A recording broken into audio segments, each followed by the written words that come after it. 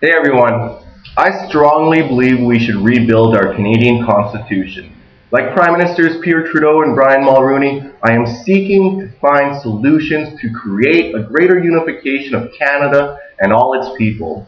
This Constitution needs to highlight a role for provinces, territories, and the Assembly of First Nations in keeping relations amongst each other to be one that helps each out in a way of request and compromise.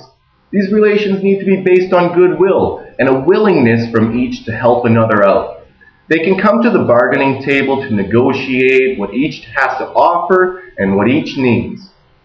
The federal government can act the role as mediator, who helps the negotiation of each role player's resources with the main concern of fulfilling the needs of Canadians from all parts of Canada, from all backgrounds. This is one potential idea this Constitution can play in bridging relations of Canadian difference. I also believe all provinces and territories, including the First Nations Assembly, need to be declared distinct with unique qualities and characteristics. Each of these distinctions plays an equal part in being bonded by the commonality of our banner that hails that 11-point red maple leaf on our Canadian flag. This will promote the small differences, but also expand our unity of being Canadian. Furthermore, instead of only negative rights, what the government can and cannot do, this Constitution needs to incorporate positive rights, what the government must do. As part of these rights should be the right to a universal, single-payer healthcare system, one that does not sacrifice the needs of any Canadian, no matter the state of health they are in. Embedding this right enshrines our governments with the responsibility of providing its citizens with adequate, publicly funded health care across the board for all, no matter race, class, creed, sex, or ability.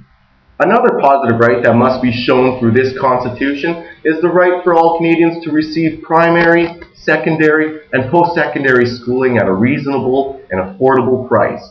No student should be overburdened with the debts for their education, and no child should be spared the opportunity to receive a great Canadian education, because education is an investment towards our future and growth of our society.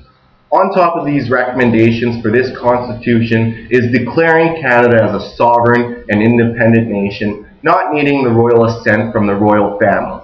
These structural changes to our political system should also require a national referendum from our national government. This will help determine whether Canadians are in favor of such changes. We must hold literate campaigns that educate the Canadian public about what these changes could mean for the growth of our Canadian identity.